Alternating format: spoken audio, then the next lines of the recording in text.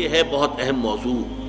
یہاں اس سورہ آیت مبارکہ میں ایک خاص واقعہ جو ہے اس کا پس منظر ہے، اس کو سمجھ لیجئے کہ یہ موضوع یہاں زیر بحث کیسے آ گیا. یہ تیسرا نقطہ ہے.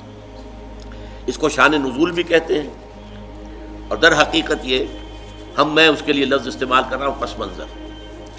اس آیت کے پس منظر میں تحویل قبلہ کا جو واقعہ ہوا ہے وہ ہے. آپ کے علم میں ہوگا کہ حضور جب تک مکے میں رہے آپ نماز ایسے پڑھتے تھے، خانہ کعبہ کے جنوبی سمت میں کھڑے ہوتے تھے جو رکن یمانی ہے، اور دوسرا وہ رکن ہے جس میں کہ حجر اسود نصب ہے. ان دونوں کے درمیان اگر کوئی شخص کھڑا ہوگا تو اس کو کہتے ہیں استقبال القبلتین. بیک وقت خانہ کعبہ بھی سامنے ہے اور بالکل سیدھ میں بیت المقدس بھی سامنے ہے. استقبال القبلتین مکے میں رہتے ہوئے ممکن تھا، اس لیے کہ اگر آپ خانہ کعبہ کے جنوب میں کھڑے ہیں تو آپ کے سامنے کعبہ ہے اور اسی سیدھ کے اندر بیت المقدس بھی ہے. لیکن جب آپ ہجرت فرما کر تشریف لے آئے مدینہ منورہ، اب مدینہ منورہ کے جنوب میں ہے بیت اللہ خانہ کعبہ مکہ مکرمہ، اور شمال میں ہے بیت المقدس، لہذا اب استقبال القبلتین تو ممکن نہیں. اب یہ ہم نہیں جانتے، نہیں کہہ سکتے کہ آیا یہ کسی وحی خفی کی بنیاد پر ہوا، اس لیے قرآن میں کوئی وحی جلی موجود نہیں ہے، یا یہ حضور کا اپنا اجتہاد تھا جس سے کہ اللہ تعالیٰ نے پھر ریکگنائز کر لیا، اس کو منظور کر لیا. لیکن حضور نے مدینے جا کر نماز پڑھنی شروع کی بیت المقدس کی طرف رخ کر کے، شمال کی طرف، اور خانہ کعبہ پشت پر ہے. یہ چیز شاخ گزر رہی تھی ان لوگوں کو جو مکے سے چل کر آئے تھے. جتنی محبت انہیں خانہ کعبہ سے تھی اس کا ہم اندازہ نہیں کر سکتے. خود حضور جب روانہ ہوئے تھے مکے سے ہجرت کے لیے تو آپ خانہ کعبہ کے پردے پکڑ کر چمٹ کر آپ نے کہا تھا کہ اے کعبہ تجھے معلوم ہے، اے بیت اللہ تو جانتا ہے مجھے تجھ سے کتنی محبت ہے، لیکن یہاں کے لوگ مجھے یہاں نہیں رہنے دے رہے، میں یہاں سے جانے پر مجبور ہوں، کہ تجھ سے ہجرت کر کے جا رہا ہوں. اس حوالے سے سب کو پسند ہے. لیکن یہ کہ نماز پڑھ رہے ہیں خانہ کعبہ کی بجائے بیت المقدس کی طرف رخ کر کے. اس کے بعد 16-17 مہینے کے بعد قرآن مجید میں حکم آ گیا، قد نرى تقلب وجهك في السماء فلنولينك قبلة ترضاها فول وجهك شطر المسجد الحرام. اے نبی ہم آپ کے چہرے کا بار بار آسمان کی طرف اٹھنا دیکھتے رہے ہیں. حضور انتظار کر رہے تھے کہ کب حکم آئے کہ ہم خانہ کعبہ کی طرف رخ کر لیں. اس سے میرا گمان یہ ہے کہ وحی خفی کی بنیاد پر حضور کا فیصلہ تھا. قرآن مجید میں جو وحی آ گئی ہے شامل ہے، اسے وحی جلی کہتے ہیں، اور حضور پر اور بھی وحی ہوتی تھی، وحی خفی جو قرآن مجید میں شامل نہیں ہے. بہت سی احادیث در حقیقت وہ وحی ہی پر مبنی ہے، لیکن وہ باللفظ نہیں ہے، بالمعنی ہے، اور وہ وحی جلی نہیں ہے، وحی خفی ہے. تو یہ معلوم ہوتا ہے وحی خفی کی بنیاد پر تھا، لیکن حضور پر بھی شاخ گزر رہا تھا اور مکے والوں پر بھی شاخ گزر رہا تھا. اور حضور بار بار آسمان کی طرف نگاہ اٹھاتے تھے کب جبرائیل آئیں اور کب یہ حکم ہو کہ ہم اپنا رخ بدل دیں اور بجائے شمال کی طرف رخ کر کے نماز پڑھنے کے جنوب کی طرف رخ کر کے نماز پڑھیں. تو اللہ فرماتا ہے قد نرى تقلب وجهك في السماء فلنولينك قبلة ترضاها. اے نبی ہم دیکھتے رہے ہیں آپ کے چہرے کا آسمان کی طرف بار بار اٹھنا، تو لیجئے ہم بدل دیتے ہیں، آپ کا چہرہ کر دیتے ہیں رخ اسی طرف جو آپ کو پسند ہے. فول وجهك شطر المسجد الحرام. تو اب اپنا رخ پھیر دیجئے مسجد حرام کی طرف. فیصلہ حکم آ گیا. اب یہاں نوٹ کیجئے، یہاں وہ جو مذہبی ایک خاص ذہنیت تھی جس کا میں نے پہلے ذکر کیا تھا، جن کے نزدیک ظواہر کی بہت اہمیت ہے. ہر عمل کا ایک تو ہے باطن، اس کی روح، ایک اس کا ظاہر ہے. لیکن عام طور پر جو کٹر قسم کے اور جو زیادہ سمجھدار لوگ نہیں ہوتے، ان کے اندر زیادہ اہمیت جو ہے وہ ظواہر کی ہو جاتی ہے، باطن کی طرف توجہ نہیں ہوتی، روح کی طرف جو ہے توجہ نہیں ہوتی. تو کچھ نہ کچھ مسلمانوں میں بھی ایسے حضرات تھے، لیکن اس سے بڑھ کر یہودیوں نے ایک طوفان اٹھا دیا. پہلے تو یہودی خوش تھے، انہیں یہ احساس ہوا کہ محمد تو ہمارے کیمپ فالوور ہیں. جب ہمارے قبلے کی طرف رخ کر کے انہوں نے نماز پڑھنی شروع کی ہے، اس کا مطلب ہے کہ ہی از فالوئنگ اس، تو ہمارے پیروکار ہو گئے، تو جھگڑا کائے کا ہے. لیکن اب جب آ گیا یہ کہ اپنا رخ بدل دیجئے، اب پیٹھ ہو گئی بیت المقدس کی طرف اور رخ ہو گیا خانہ کعبہ کی طرف، تو ان کے کان کھڑے ہوئے کہ یہ تو کوئی مسئلہ جو ہے کچھ اور ہے. ایک نئی امت کی تشکیل ہو رہی ہے اور ایک نئی بالکل شریعت آ رہی ہے، نئی امت جو ہے وہ وجود میں آ رہی ہے. انہوں نے اس کو ایک مسئلہ بنا لیا، پروپیگنڈے کا طوفان کھڑا کر دیا. یہ کیسے نبی ہیں جن کا قبلہ ہی معین نہیں ہے؟ 16 مہینے ادھر رخ کر کے نماز پڑھی. اگر ادھر کا قبلہ تھا تو وہ غلط تھا، تو 16 مہینے کی نمازیں زیرو ہو گئی. اور اگر وہی صحیح قبلہ تھا تو اب جو نمازیں پڑھ رہے ہیں وہ زیرو ہو گئی. قبلہ تو اپنی جگہ سے نہیں ہل سکتا، قبلہ تو ایک ہی ہوتا ہے. ان کا قبلہ ہی معین نہیں ہے. 16 مہینے ادھر رخ کر کے نماز پڑھی، اب ادھر رخ کر لیا. اور جیسا کہ میں نے عرض کیا، مسلمانوں میں بھی ایسے سادہ لوگ، سادہ مزاج لوگ تھے، وہ ان کے اس پروپیگنڈے سے بہت متاثر ہوئے. لہذا ایک خلش، ایک بے چینی، اگرچہ ظاہر بات ہے کہ حضور نے وحی سنائی ہے، اللہ کا حکم آیا ہے فَوَلِّ وَجْهَكَ شَطْرَ الْمَسْجِدِ الْحَرَامِ وَحَيْثُ مَا كُنتُمْ فَوَلُّوا وُجُوهَكُمْ شَطْرَهُ. نہ صرف یہ کہ اب فوراً اپنا رخ جو ہے مسجد حرام کی طرف کر دو، چنانچہ آپ کے علم میں ہوگا جو لوگ وہاں گئے ہیں، وہاں مدینے میں ایک مسجد ہے مسجد القبلتین. حضور ایک خاص قبیلے میں گئے ہوئے تھے، ظہر کی نماز کا وقت وہاں آ گیا، وہاں کوئی دعوت طعام تھی، ظہر کا وقت آ گیا تو کھڑے ہو گئے نماز پڑھنے کے لیے، صحابہ پیچھے کھڑے ہیں. اسی دوران میں، نماز کے دوران یہ آیات نازل ہوئی.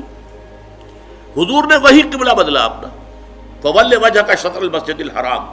اب حکم الہی آنے کے بعد تو تاخیر 1 منٹ کی بھی جائز نہیں، تو فوراً آپ نے رخ بدل لیا اور تمام نمازیوں نے بھی رخ بدل لیا. اس لیے اس مسجد میں 2 طرف محرابیں بنی ہوئی ہیں. ایک محراب جو ہے وہ شمال کی طرف ہے بیت المقدس کی طرف، اور ایک محراب ہے مکے کی طرف جنوب کی جانب.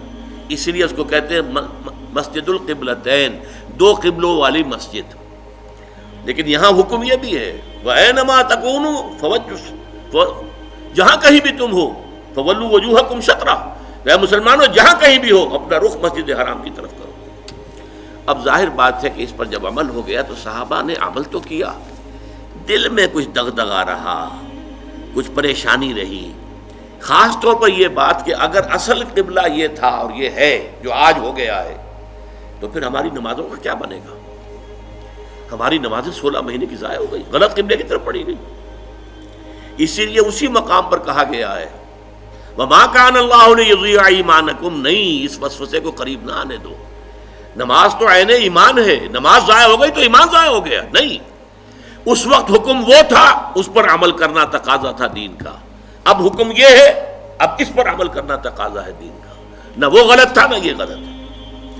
تم کسی سمت سے نہ بندھ جاؤ، تم ظاہر کے ساتھ زیادہ جو ہے اپنے آپ کو وابستہ نہ کر لو. نماز کی اصل روح، دین کی اصل روح تو کیا ہے؟ اللہ پر ایمان، اللہ کا یقین، رسول کی اطاعت، رسول کا فرمان. پہلے وہ تھا تو اللہ تعالیٰ نے مکے والوں کا امتحان لے لیا تھا کہ آیا وہ اپنی آبائی، اس لیے کہ مکہ جو ہے اور بیت اللہ جو ہے وہ تو ان کا سمجھیے کہ قومی شعار کے درجے کے اندر رکھنے والی چیز تھی، قومی شعائر میں سے. اب اس کی طرف پشت کرنا سب پر بھاری گزرا. لیکن یہ کہ وہ رسول کے ساتھیوں کے پورے بندھے ہوئے تھے، تو جو حکم رسول کا وہ انہوں نے قبول کیا. اور اب ان لوگوں کے لیے امتحان آ گیا جو مدینے میں رہتے تھے اور یہود کے زیر اثر تھے، اور اس کی وجہ سے بیت المقدس کا مقام ان کی نگاہوں میں بہت اونچا تھا. اب اس کی طرف پیٹھ کرنی پڑ رہی ہے. تو ان کے ایمان کا جو ہے وہ اللہ تعالیٰ نے امتحان لے لیا، اور تمام صحابہ جو ہیں دونوں امتحانوں میں ثابت قدم اور کامیاب ہوئے. اب لیکن اس خلش کو مٹانے کے لیے اب دیکھیے عجیب ہے یہ بات. یہ مسئلہ آج ہمیں معلوم ہوتا ہے کہ بڑا ہی چھوٹا سا مسئلہ ہے. جب یہ مسئلہ آیا تھا تو یہ چھوٹا نہیں تھا، بہت بڑا مسئلہ تھا، بہت بڑا مسئلہ تھا. خاص طور پر وہ جو ایک ذہنیت ہے کہ جو دین کے اعمال ہیں ان کی روح کی بجائے ساری نگاہ جو ہے وہ اس کے ظاہر سے وابستہ ہو جاتی ہے، اس کے لیے یہ معاملہ بہت کٹھن تھا. یہی وجہ ہے اس قرآن مجید میں آپ کے علم میں ہوگا پورے 2 رکوع ہیں تحویل قبلہ کے اوپر. حالانکہ آج ہمارے نزدیک کوئی بڑا مسئلہ نہیں تھا، لیکن یہ کہ وہاں اس وقت ڈی فیکٹو جو اس وقت کی سچویشن تھی اس میں اس کی اتنی اہمیت تھی، دلوں پہ جو کیفیت گزر رہی تھی اس کا جو ہے صحیح طور سے اس کا علاج اور اس کا معالجہ اور مداوع ضروری تھا۔ دو رکوع جو ہے، رکوع 17واں اور 18واں، دوسرے پارہ سیقول کے پہلے دو رکوع خاص اسی پر ہے، جس تکرار کے ساتھ فَوَلُّوا وُجُوهَكُمْ شَطْرَهُ فَوَلُّوا وُجُوهَكُمْ شَطْرَهُ، اس سے دو رکوع پہلے ایک بات کہی گئی، یہ آپ کو ملے گا 14ویں رکوع کے اندر، وَلِلَّهِ الْمَشْرِقُ وَالْمَغْرِبُ فَأَيْنَمَا تُوَلُّوا فَثَمَّ وَجْهُ اللَّهِ۔ دیکھو لوگوں، مشرق اور مغرب سب اللہ کے ہیں، تم جدھر بھی رخ کرتے ہو وہ اللہ کا رخ ہے۔ اللہ کسی رخ میں محدود نہیں ہے۔ کیا مغرب صرف اللہ کا رخ ہے، مشرق نہیں ہے؟ آج آپ کو معلوم ہے کہ ہم پڑھتے ہیں مغرب کی طرف، اور امریکہ والے یا افریقہ والے وہ مشرق کی طرف نماز رخ کرتے پڑھتے ہیں۔ تو مشرق و مغرب سے کوئی فرق واقع نہیں ہوتا۔ اور دوسرے یہ کہ کوئی قبلے کی سمت معین کر دینا، اس کا مطلب یہ نہیں اللہ اس سمت میں محدود ہے، بلکہ یہ تو تمہاری ہم آہنگی کے لیے، یکسانی کے لیے، یک رنگی کے لیے۔ ایسا نہ ہو کہ اب آپ کھڑے تو کسی کا رخ ادھر ہے، کسی کا رخ ادھر ہے، کسی کا ادھر ہے، کسی کا ادھر ہے، یہ نہیں، سب ایک رخ میں کھڑے ہوئے ہوں، صفیں بندھی ہوئی ہوں، دیکھنے والا جو ہے کوئی شخص اگر آ جائے اچانک وہ بھی اس سے متاثر ہوتا ہے۔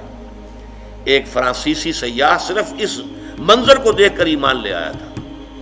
وہ آیا تھا مصر سیاحت کے لیے، اور وہ جو بہت بڑا وہاں کا دارالعلوم ہے جامع الازہر، اس کی جو جامع مسجد ہے، اس کے وہ مینار پر چڑھ گیا، عصر کا وقت تھا، مینار کے اوپر سے اس نے منظر دیکھا، صحن میں عصر کی جماعت ہو رہی تھی۔ اب ایک امام کے پیچھے کھڑے ہیں، سیدھی سیدھی صفیں بندھی ہوئی ہیں، ایک امام کا کوشن ہے اور وہ جھک رہے ہیں، اور اسی طرح سے کوشن آئی ہے وہ کھڑے ہو گئے ہیں۔ یہ منظر ایسا اس کے دل کے اوپر اس نے اثر کیا، وہ ایمان لے آیا کہ جس مذہب کی عبادت اتنی منظم، اس کے اندر یہ رنگ ہے، گویا کہ ملٹری پریڈ ہو رہی ہے، اس طرح کا انداز عبادت کا، ایک تو کلیکٹیو، انفرادی نہیں، اجتماعیت کی اہمیت، اور پھر اس کے اندر وہ رنگ اور یکسانی، ہم رنگی دیکھ کر۔ تو اس طریقے سے تمہارے اندر یک رنگی پیدا کرنے کے لیے ایک رخ معین کر دیا۔ اس کا یہ مطلب نہیں اللہ اسی رخ میں ہے، للہ المشرق والمغرب، مشرق و مغرب سب اللہ کے لیے ہے۔ فَأَيْنَمَا تُوَلُّوا فَثَمَّ وَجْهُ اللَّهِ، جدھر بھی تم رخ کرو اللہ کا رخ ہے، شمال بھی اللہ کا، جنوب بھی اللہ کا، مشرق بھی اللہ کا، مغرب بھی اللہ کا۔ اللہ تعالیٰ کسی رخ میں جو ہے محدود نہیں ہے۔ اس کو خوب کہا ہے غالب نے، ہے پرے سرحد ادراک سے اپنا مسجود۔ قبلے کو اہل نظر قبلہ نما کہتے ہیں، یعنی ہم جسے سجدہ کر رہے ہیں کعبے کو سجدہ نہیں کرتے ہم، چاہے وہ لوگ جو مسجد حرام میں کھڑے ہو کر وہ وہاں پر صفیں باندھے ہوئے کعبے کے گرد کھڑے ہوئے ہیں، مسجود کعبہ نہیں ہے، معاذ اللہ، مسجود صرف اللہ ہے۔ اس لیے ہے پرے سرحد ادراک سے اپنا مسجود۔ مسجود ہمارا جو ہے وہ تو ادراک، ہمارے عقل اور فہم اور ہمارے تخیل اور تصور سے وراء الورا ثم وراء الورا ثم وراء الورا، ہے پرے سرحد ادراک سے اپنا مسجود۔ قبلے کو اہل نظر قبلہ نما کہتے ہیں۔ یہ قبلہ نما ہے، اصل میں یہ ایک ڈائریکشن ہے جو معین کر دی گئی ہے، بس یہ ہے اس سے زیادہ اس کی اہمیت نہ سمجھو۔ یہ بات کہہ کر پھر دو رکوعوں کے بعد وہ پورے دو رکوع آئے جس میں کہ یہ حکم تحویل قبلہ کا حکم آ گیا۔ سَيَقُولُ السُّفَهَاءُ مَا وَلَّاهُمْ مَنْ قِبْلَتِهِمُ الَّتِي كَانُوا عَلَيْهَا، اب عن قریب بہت سے ناسمجھ لوگ کہیں گے کس شے نے ان کا رخ پھیر دیا اس قبلے سے جس پر یہ رہے ہیں 16 مہینے۔ قُلْ لِلَّهِ الْمَشْرِقُ وَالْمَغْرِبُ، کہہ دیجئے اللہ کے ہیں مشرق اور مغرب سب کے سب، تمام ڈائریکشنز، تمام سمتیں اللہ کی ہیں۔ اب دیکھیے اس کے بعد دو رکوع میں تحویل قبلہ کے احکام لانے کے بعد پھر دو رکوعوں کے بعد 19-20 نکال دیجئے، پھر 21ویں رکوع کی یہ پہلی آیت ہے۔ گویا کہ یوں سمجھیے کہ یہ جیسے میرا دھڑ ہے، دو رکوع 17-18 یہ تو میرے دھڑ کے مانند ہے کہ دو رکوع مکمل ہے تحویل قبلہ کے حکم پر، لیکن دو رکوع پہلے بھی ایک آیت آ گئی، للہ المشرق والمغرب فَأَيْنَمَا تُوَلُّوا فَثَمَّ وَجْهُ اللَّهِ۔ اس کے بعد بھی اگر کوئی خلش رہ گئی، کوئی دل کے اندر جو بے اطمینانی رہ گئی ہوگے کچھ لوگ، اب اس کے لیے آخری جس کو کہیں گے موپنگ اپ آپریشن، 2 رکوعوں کے بعد لیس البر ان تولوا وجوہکم قبل المشرق والمغرب، نیکی یہی نہیں ہے کہ تم اپنے چہرے مشرق و مغرب کی طرف